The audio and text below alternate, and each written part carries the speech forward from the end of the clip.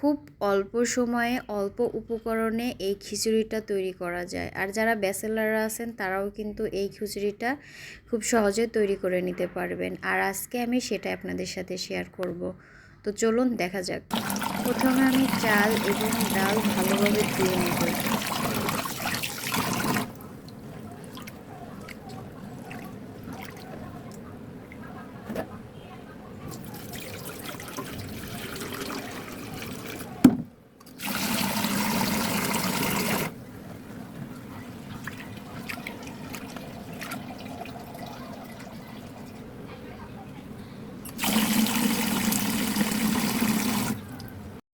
এই যে এখানে আমি খুব সুন্দর করে চালটা ধুয়ে নিয়েছি, একদম পরিষ্কার হয়ে গেছে।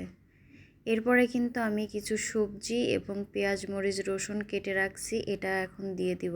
জিরা দিলাম, তার সাথে দিলাম তেজপাতা আর কিছু গোটা মশলা, তার সাথে এখন কেটে রাখা সবজিগুলো সুন্দর করে দিয়ে তারপরে আমি মাখায় নিব।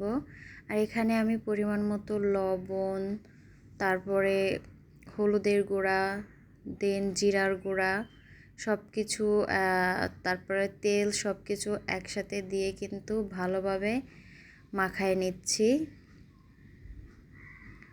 তো দেখতে থাকুন আমি কিভাবে রান্নাটা করি। আশা করি ভিডিওটি সবার ভালো লাগবে। আমি সুন্দর করে মাখায় নিচ্ছি। যত মাখানো যাবে তত কিন্তু খিচুড়ি খেতে অনেক মজা হবে। কে কে এভাবে খিচুড়ি খেতে পছন্দ করেন আমাকে কিন্তু কমেন্টস করে জানাবেন। এই তো আমি এখানে পানি দিয়ে নিচ্ছি পরিমাণ মতো।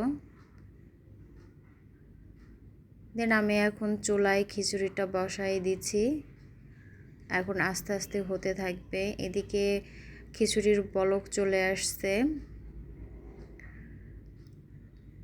আর এইভাবেই অল্প আঁচে কিন্তু খিচুড়িটা রান্না করতে হবে। লাস্টের দিকে একদম আঠালো হয়ে যাবে খিচুড়িটা। এটাকে ল্যাটকা খিচুড়ি বলে বা নরম খিচুড়ি। এই তো আমার খিচুড়িটা প্রায় হয়ে গেছে। নিচে যাতে লেগে না যায় এজন্য কিন্তু অনবরত নাড়তে হবে।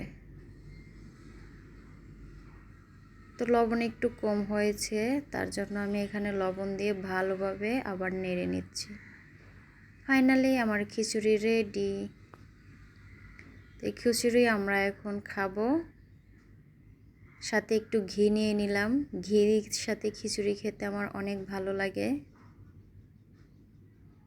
তো আজকের ভিডিওটি পর্যন্তই। ভিডিওটি কেমন লাগলো অবশ্যই কিন্তু কমেন্টস করে জানাবেন। আর যারা আমার পেজটি এখনও ফলো করেননি প্লিজ পেজটি ফলো করে দিবেন। যারা ইউটিউব চ্যানেল থেকে দেখছেন অবশ্যই চ্যানেলটি সাবস্ক্রাইব করে দিবেন এবং পাশে থাকা নোটিফিকেশন বেলটি বাজিয়ে দিবেন। আজকের মতো এই পর্যন্তই। ভালো থাকবেন সবাই। আল্লাহ হাফেজ।